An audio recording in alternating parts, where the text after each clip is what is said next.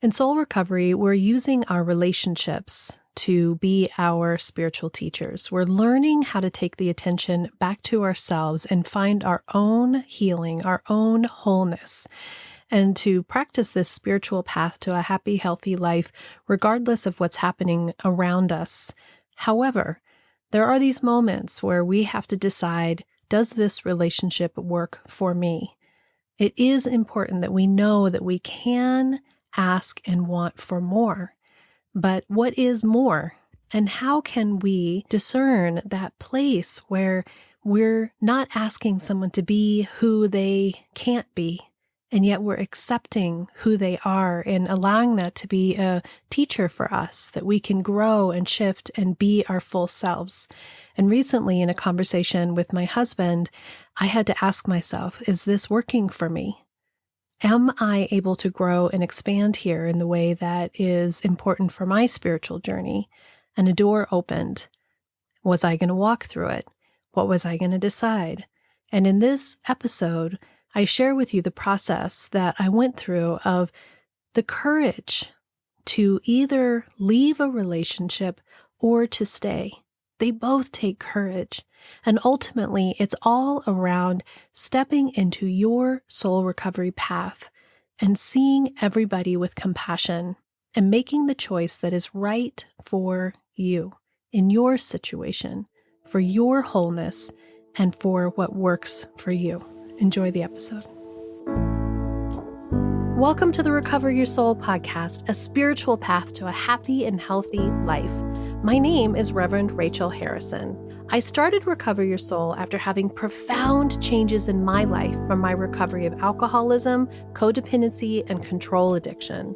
I was guided to share the tools and principles of spirituality and soul recovery to help others transform their lives as mine was transformed.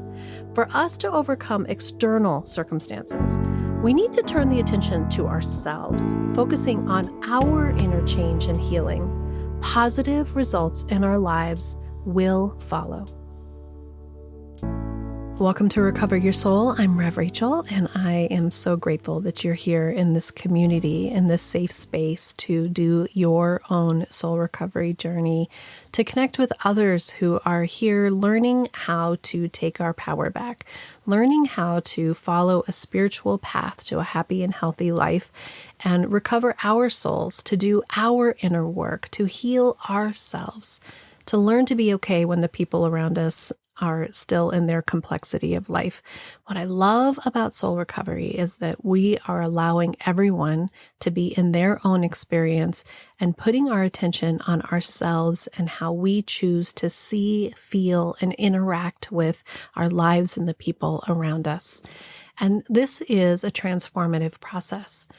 And for those of you who have been on this journey with me, either for a while or maybe you're new, there are so many people that tell me that they go back and start at the beginning of my podcast, when I started in the closet, sharing on my phone my transformation that was happening to me, this opening of my heart that was happening from a very, very, very difficult and dark time of addiction, of really intense codependence and people pleasing, and really living in my patterns of dysfunction and fear and massive amounts of trying to control the uncontrollable and the chaos that was my life. And when I had this spiritual awakening and this opening, this just crack of willingness to stop looking at everyone else and wanting them to change, and thinking, I can now see that I need to look at me. I need to heal me. And that's why I recently had the insight that I needed to change the 9 steps of soul recovery, move them away from 12-step and more into what's grown out of these last 4 years of incredible growth and transformation and awareness from my spiritual path that I've been sharing with you. So if you have it in you to go back and start at the beginning of the podcast, I encourage you to do so, because if this speaks to you and you're on your journey, you'll see me, you'll feel me going through those experiences with myself. And what I love about those of you that are in the community with me is you get my stories. You get it. because you have a spouse who might remind you of my spouse, or you might have kids, adult like mine, or growing up, that you resonate with my stories that I have with my kids, or how it was for me growing up. Because, we feel like we're so alone out there, but the truth is we have more similarities than we have differences. And yet, our individual experience as a human being is so important to truly, truly recognize and be in connection with your unique experience, knowing that there are these touchstones that relate to each other, but it's always about really embracing your experience and not diminishing yourself and allowing your human experience here at what I call Earth School to truly be about your transformation. So my journey relates to you, but it is uniquely your story. So I wanted to share with you a little bit about what's been happening within me recently. This is a big time of transformation on a more cosmic energy level.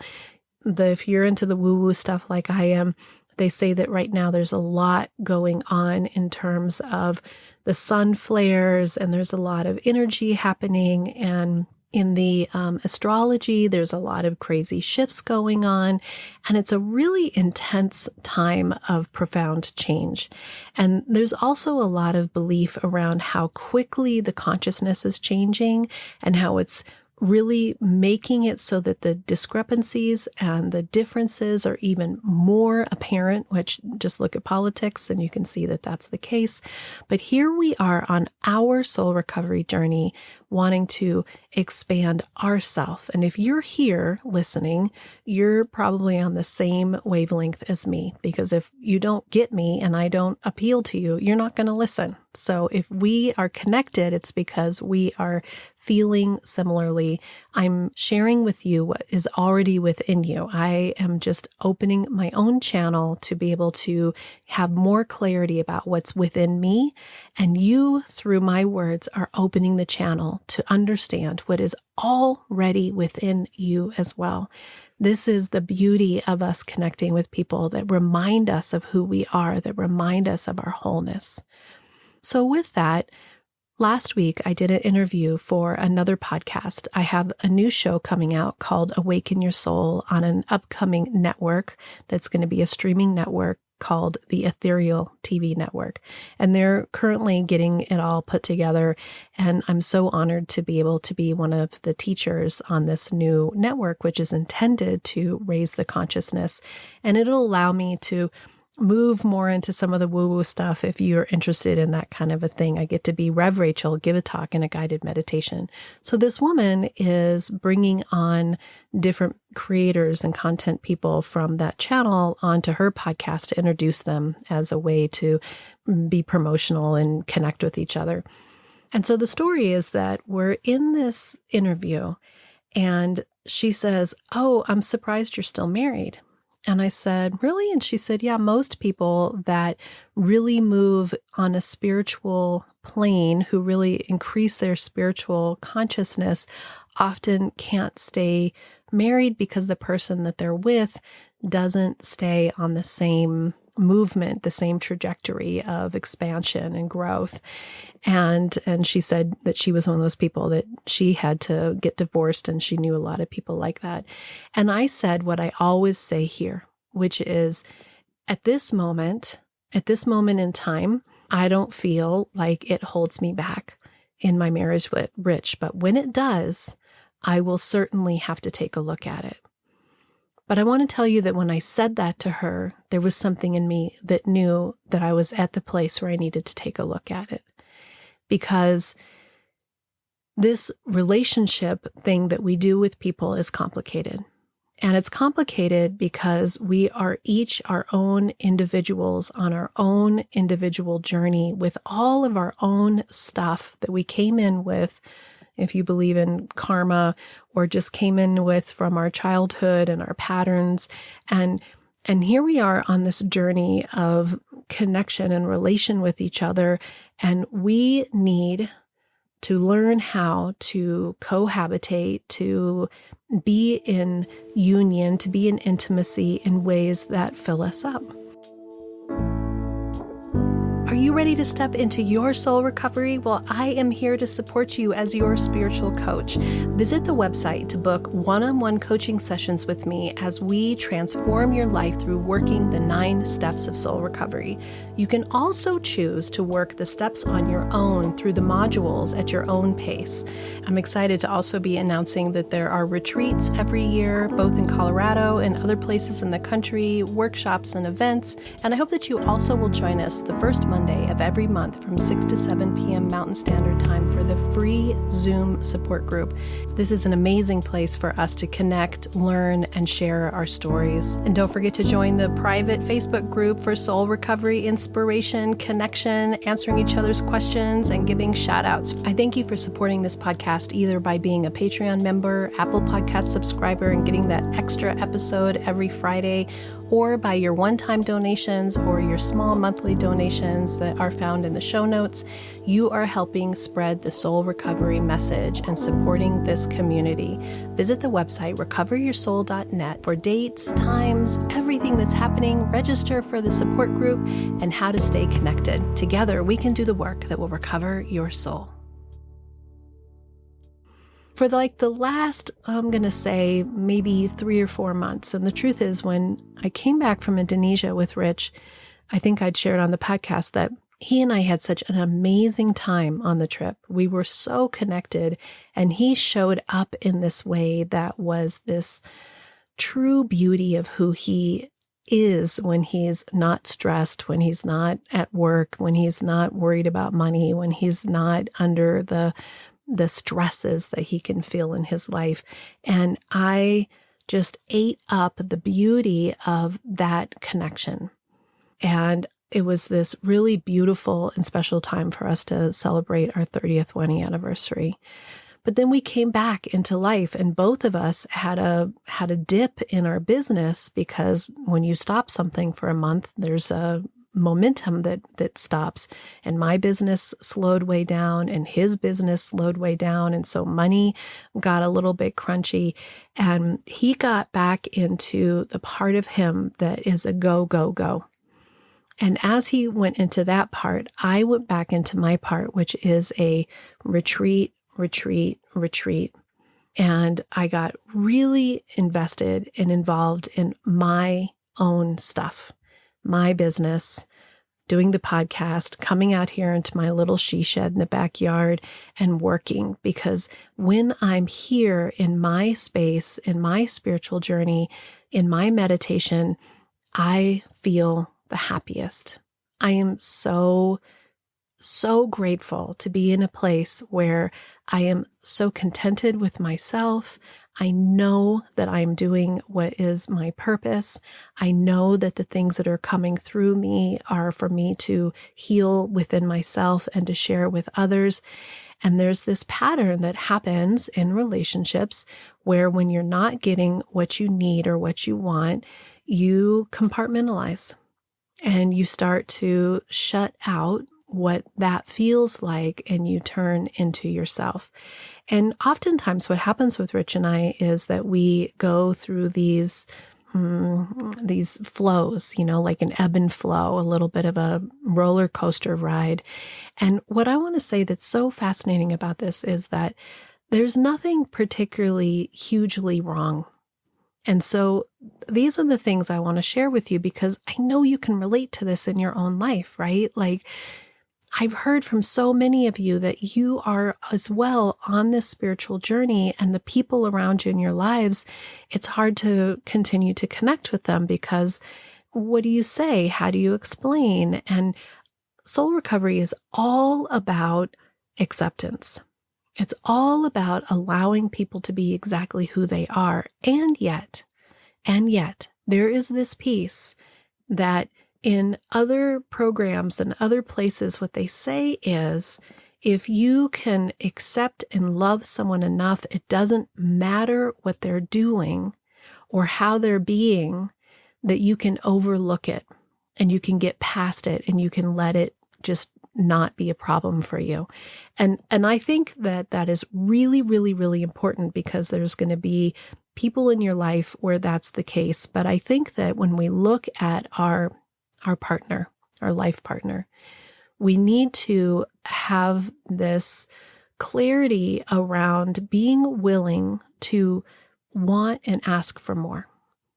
And this is a big subject, right? Because so many of you have people in your life who are trying to get better, who say they're going to get better, or who are refusing to get better. You know, you're on this path of soul recovery that you're doing with me, and you're doing the work. You're doing the meditations, you're paying attention to what the steps are, you're looking at your patterns, you're looking at where you can stop controlling, you're working so hard on releasing what is not yours to carry, and you're having success. And then you're in this relationship and there's just not a connection or an intimacy. Now, what I think I'm always working on in both my relationship and people that I work with is, my first want is for people to know that there's always hope to make their relationship work. And in my situation, I'm 32 years in, and I want so much to be able to truly make my relationship work. So what happened recently is, I don't know if this happens to you, but there's like these little stacking moments that stack up, and you don't even really notice that it's stacking until it's really like too heavy or too wobbly or too much, or you realize you're carrying too much. So when I was in that interview and she said, "Oh, I'm surprised that you're still married." And I caught myself saying, yeah, when I am not happy, I'll take a look at it. When I'm having to betray myself, I'm going to take a look at it. And it made me look at it in a way that I needed to look at it, because we can become complacent. We can start to be, as I've talked about many times, the frog in the boiling water. And again, it's not like horrible things are happening. It's some really old, repetitive patterns that are around being checked out, around being distant, around kind of being crabby and snappy with each other.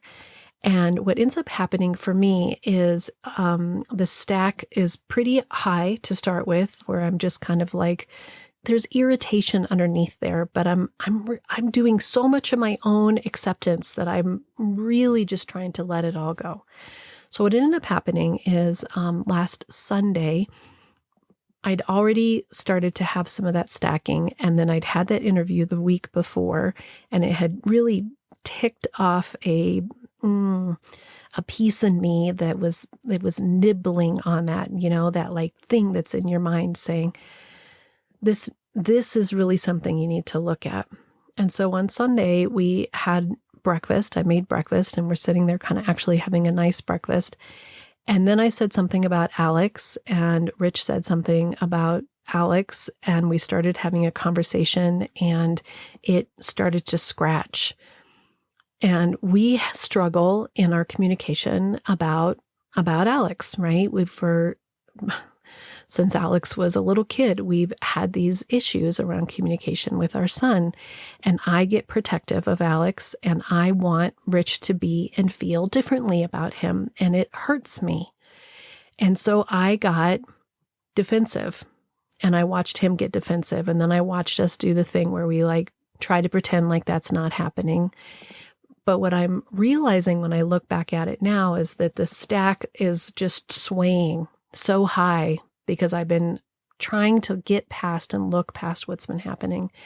And what's been happening is that in my desire to not want him to be different, I've also been managing and trying to find and work with my voice and what to say and what not to say, because we've worked so hard on how to be with each other in a better way. And part of that has been me taking responsibility for my piece of control And Rich has jumped all on top of that and said, yep, you were controlling, and I love that you're not as controlling as much.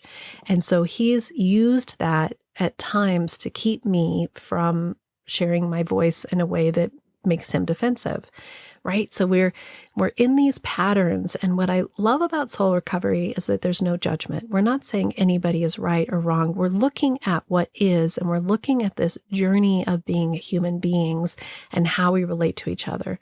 So Sunday continues on, and I go to help him with something outside, and he does this thing where he gets defensive if I mention one thing. You know, he's putting something together and it's not going together right, and he's getting really irritated, and he can get really irritated, and he's cursing a little bit, and he's snapping, and I'm saying, well, I'm trying to fix it for him. So I'm saying, well, maybe if it did this, and he's snapping at me and saying, I don't need you to tell me what to do, and I know what I'm doing.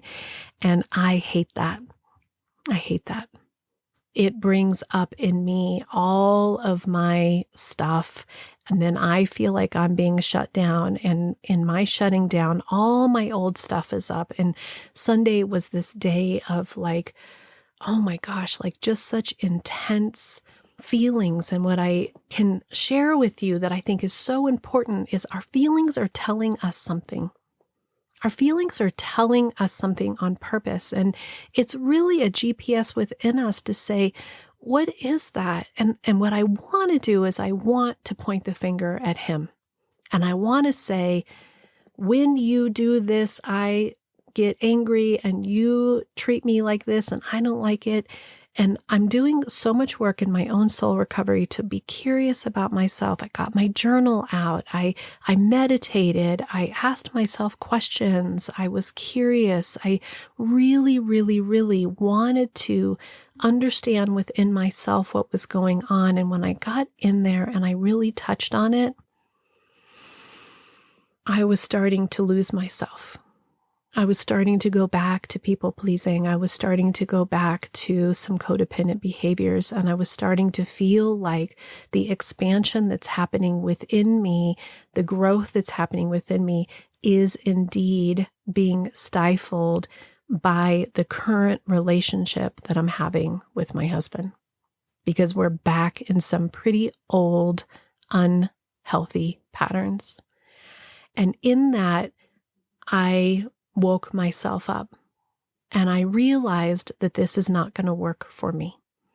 And then we had the session on Monday, which is the support group, the free support group that everybody comes to. And there was 45-ish people there on the screen. And at one moment, we were talking about how you can say, this doesn't work for me. And it's not a judgment on whether somebody's a good person or a bad person. You just recognize like, this doesn't work for me. And in that moment, I realized that I was speaking to myself, that this doesn't work for me. So then there's tension in the house, and we finally get a chance to talk. And we talk in the morning. I'm not even remembering what day it was, because today is Thursday, the 8th of August. Maybe it was even Tuesday morning, that next morning. And we're sitting for coffee, and we start the conversation with something pretty general. And the conversation rapidly moves in me. The stacking has stacked up so high that I'm in my space where I'm so confused and I'm uncomfortable and I'm not sure what's happening and I'm upset. And when I get that way, all of the Rev Rachel stuff falls away for a minute, and I'm just a mess. I'm upset, because that's what we are as human beings. We're just messy in those moments, you know?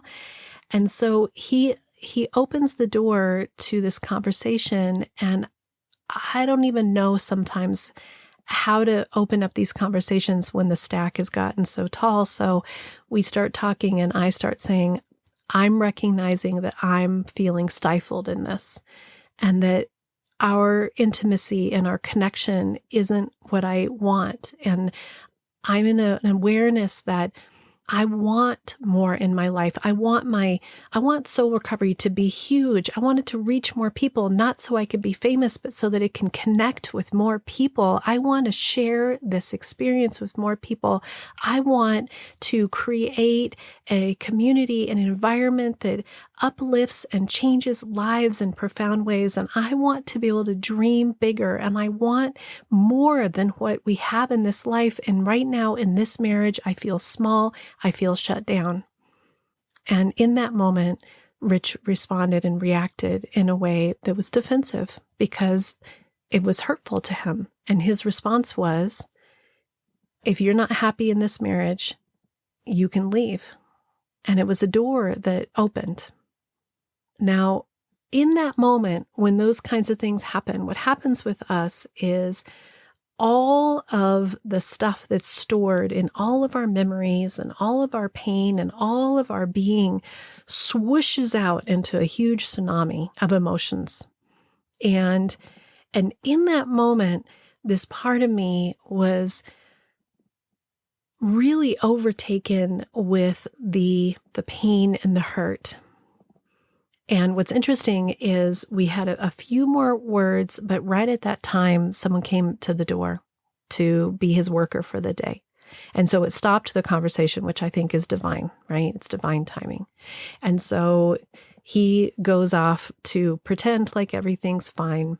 And his defense was, if you don't love me, then leave me. But he wasn't actually saying that that's what he wanted. That was his pain body saying, if you don't love me, if you're not happy here, then leave. But for me, what I saw was a door, and it reminded me of this conversation that my dad had had with his second wife, where there was this huge argument that they had one time. And the door swung wide open for him to walk through and to leave, and he hadn't. And so there had been many more years of sadness and discomfort. And he had said to me many times, I should have walked through the door when it opened for me that time. I didn't have the courage to walk through the door. So I come out to my studio and I say, the door is open. Are you going to walk through it? And so I pull out my oracle deck and I pull 3 cards. And 2 of the cards have an image of a woman walking away. And that was incredibly profound.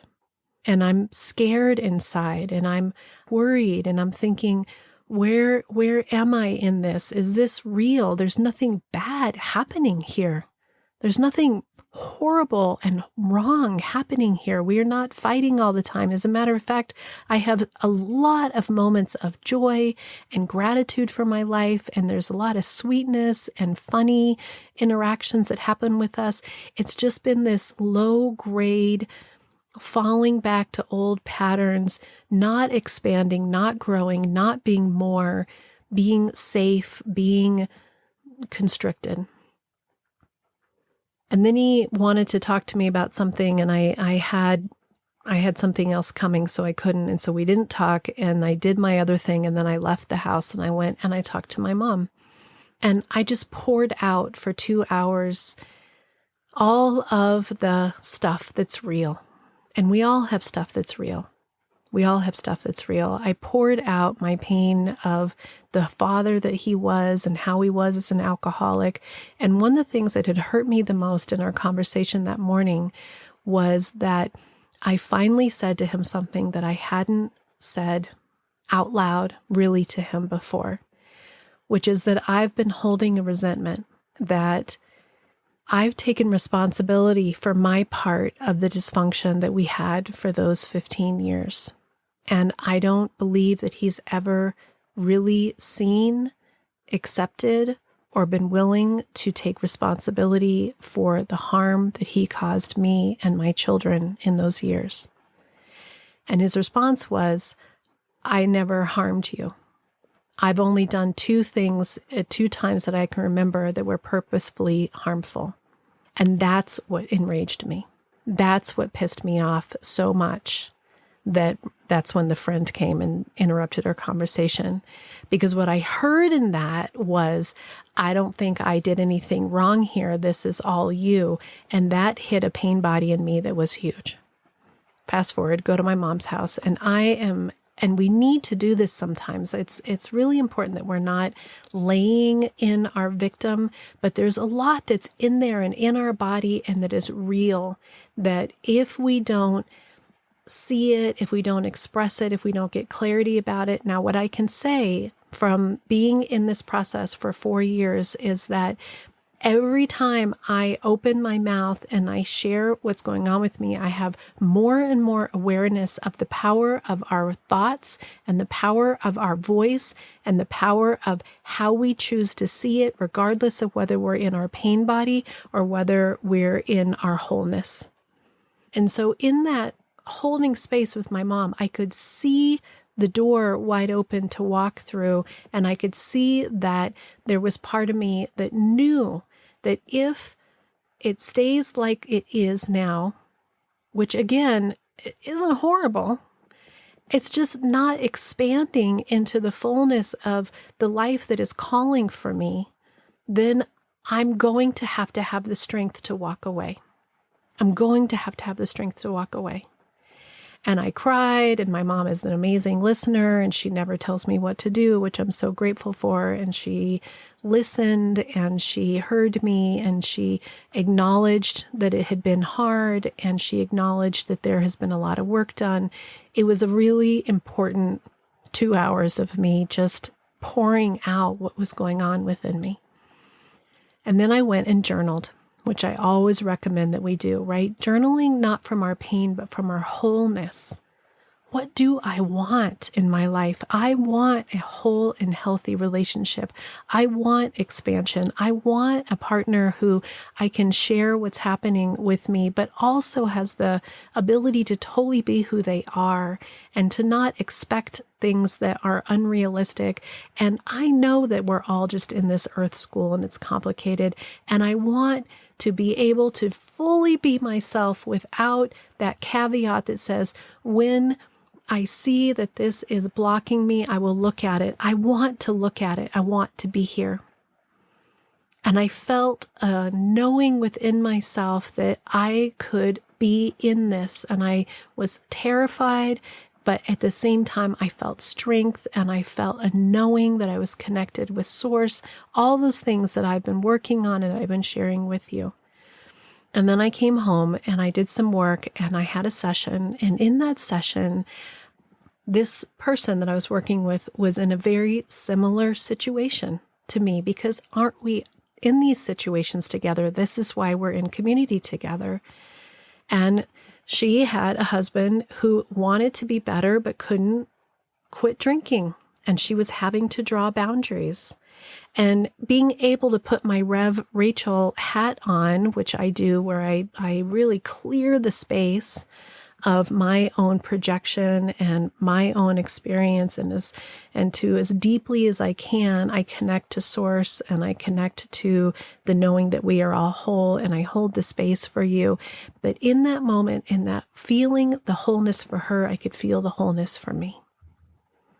And I finished with that session and I went inside from my healed self and sat down with my husband. And it makes me emotional just to be sharing this story with you, because this work is working. And it's working in ways that I could have never believed or seen. And what I tell you when I say that when we do our own internal work, it does end up expressing out, because we bring out the higher consciousness of everyone involved. And so we both had this really hard day from the argument in the morning. And one of the first things he asks me is, "Are you going to leave me?" And I had to honestly say, I can't stay in this marriage the way that it is now. This isn't working for me. And what I want to share with you is that because me and Rich have been on this journey together for the last 4 years in particular, my gratitude is that the man who showed up to have the conversation with me opened his heart. He asked questions And although there were moments where there was some defensiveness on both of our sides, the ability to speak my mind and to hear what he had to say back from a completely new perspective, not being on the emotional battlefield, but truly being from a place where I was being as kind, as truthful to myself, as real as I could. And we both ended up opening and sharing things from our heart that we had been keeping, that we had been trying to save each other from. And there was so much openness and compassion and love. And Rich was able to genuinely say, I never want us to be apart. I never want us to not be married. And I can see what you are saying. And I can see where I've been asleep, and I can see where I've been shut down.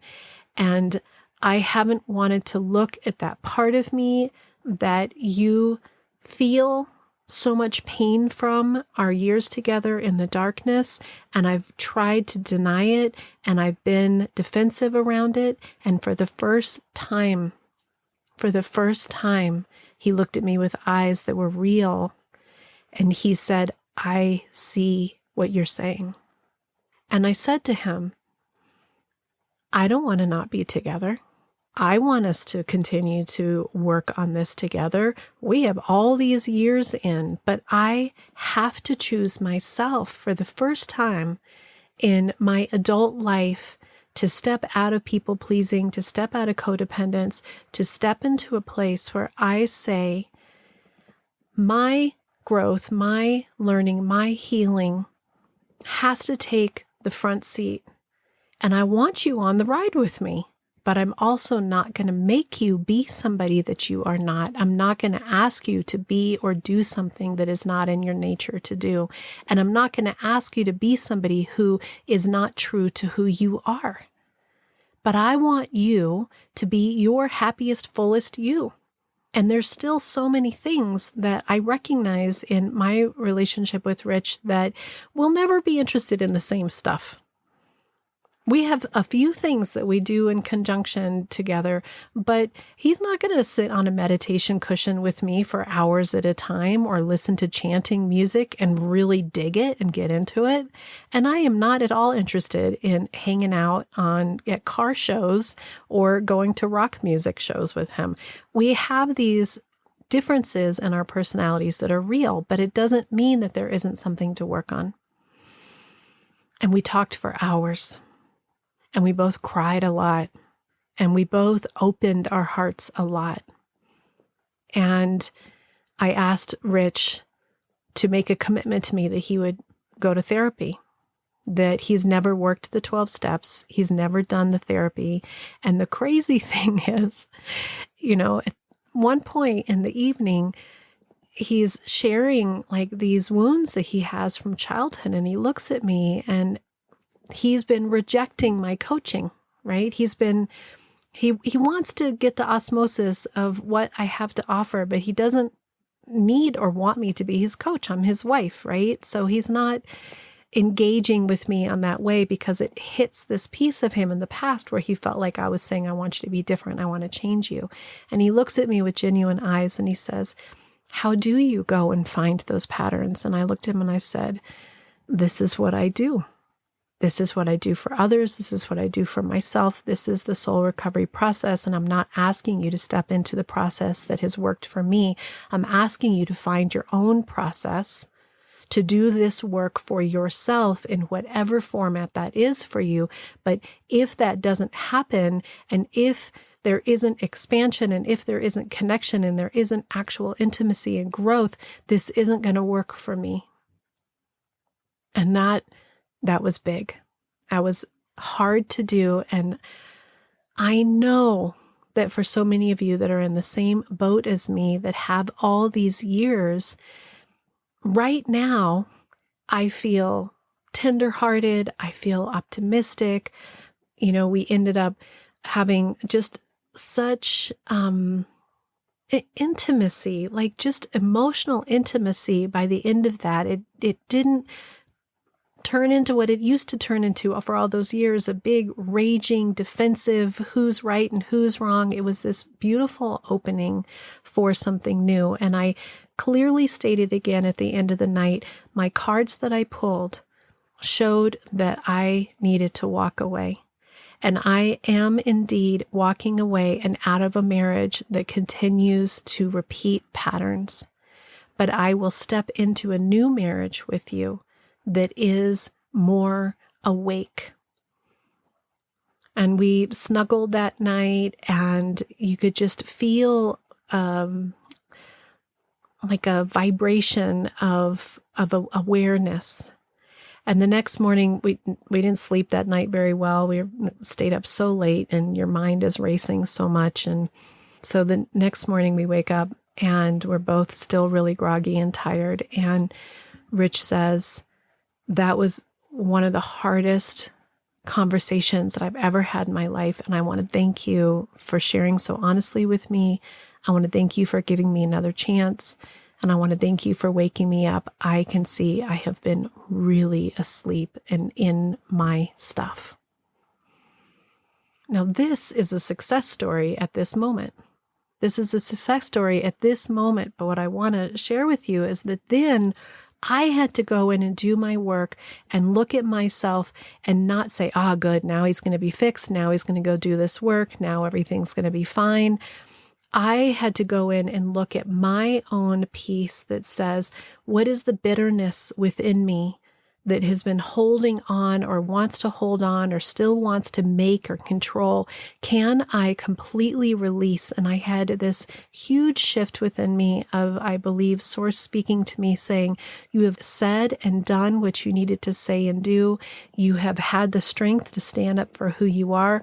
And now it's time to completely let go, come back to turning the attention to yourself, be open and loving and kind, let go of being in charge of his recovery, his spiritual journey. You're not here to check whether he actually signs up with a therapist or make sure that you're doing meditations in the morning, then you're just controlling. Be loving, be open, be kind, be accepting, and allow the natural course of events to take place. And so here we are, a couple days later, and there's a marked change in the energy in the home. There's a marked change in energy of our interactions with each other. There is a definite change in how he is responding and showing up for me, but he's scared. And so I need to let him have his experience and not go back to my old stuff, which is to try to manage and control all of it, and just know that I did what was right for me, which is I shared what was really happening for me from my heart, from compassion, from kindness, from an openness. And so last night I went to go have dinner with my mom while Rich had band practice here at the house. And I walked in and I had texted her that we'd had a productive conversation. And she said, I had a feeling when you left that there would be a turnaround, that I had a feeling that Rich would have an open heart and be interested in working on this and working on himself because he is such a good person, because he has such a good heart. Now, what I want to say is I'm in this moment right now, because that's the only moment that we have. And I will continue to do this work on myself, which is to check myself. The boundary is not that he changes. The boundary is that I continue to make sure that I'm expanding, I'm growing, I'm being my full self, I'm sharing my voice from a compassionate and strong place. I'm not expecting him to be something for me to be okay. And time will tell. Time will tell. I don't even have to pay attention to that part. I just am so grateful for the soul recovery tools that allow me to be in this shift and this flow, which means that we went through this thing, which means that right now, when the consciousness and the energy of the universe is so on fire and there's so much transformation and manifestation happening, that I was willing to want and ask for more. And not more because more from you will make me happy, but because I want to create the life that aligns with me. And I am fully aware of the complexity of how it is going to unfold, because life is complex. And my expectations are so different than what they used to be. And I am not going to hold him to some standard that is not real. I'm going to continue to love him for exactly who he is. And you know what? I'm grateful for that. I'm grateful for that because I'm in my mid-50s and this person is worth the work, but I will not lose myself if there was a moment in that conversation where it turned and there was no opening from him. And all I got was old defensive posturing. I would have had the strength to walk away because I've done this work and I will choose myself. And I know that the universe is calling me to be my fullest self, just like the universe is calling you to be your fullest self. And what I offer you in this story is our stories all have a flavor, like I said, that respond and relate to each other. But you know within yourself, whether you're fooling yourself that that person is going to move with you in your expansion or not. And not that there's anything wrong with where they're at. People just are where they are. And their experience is theirs. We're not any better or worse than anyone else. We are creating our life of our dreams that aligns with us. And so your wisdom, your knowing, your journey, your heart, where are you in your relationships? Friend relationships, relationships with your kids, relationships with your coworkers, to be able to stand in the strength to be able to say, I can ask for and want more. And not more from them, more from you. To know that the universe is here for our creation to expand and to grow. So very heavy week for me. And I'm still here with tears in my eyes, just recounting the story. And when we go through these major shifts, it's really, I can feel it. It's a shift in me. It's a strength in me. It's an expansion in my awareness. And it's using these tools. It's using these principles and practices of changing our perception, changing our patterns, letting go of old beliefs, and stepping into a new way of being that is compassionate and kind and forgiving and open to our fullest self, and never makes it so that we have to lose ourselves, compromise our growth, or betray who we are. And that can be for some hard choices. And today I can tell you I didn't have to make the choice to walk out of my life, but I was ready, even though my life wasn't quote unquote bad. It just wasn't working for me. So I'll keep you updated on how things are going with me and Rich. Wow, long episode. I had my eyes closed for most of that. So here we are at 45 minutes. Thank you for being part of the Soul Recovery community. Thank you for everything that you are doing in your life that continues to be of an energy that we are all in this together.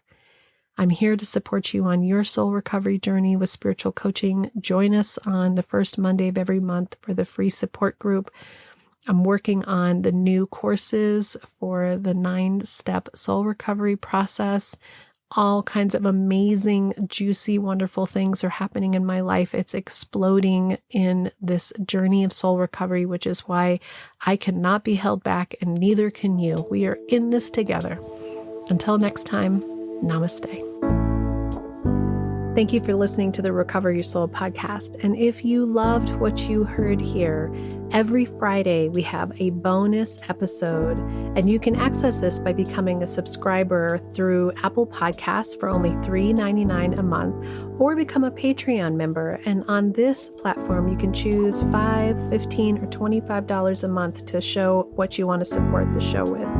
On both of these subscriber platforms is an entire catalog of back episodes intended to inspire and support you on your soul recovery journey.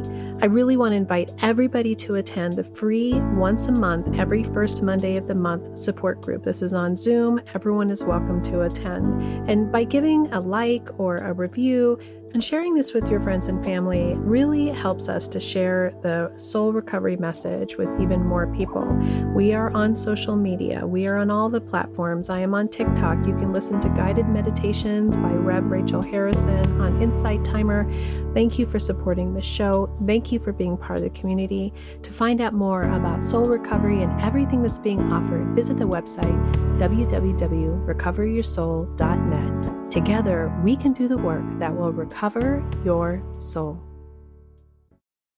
The Recover Your Soul podcast and its content is for educational purposes only and is not allied or representative of any organizations or religions. It's based on the opinions and experience of Reverend Rachel Harrison. Recover Your Soul claims no responsibility to any persons or entity for any liability, loss, damage, or cause alleged to be caused directly or indirectly as a result of its use. Applications or interpretations of the information represented herein. Take what you need and leave the rest.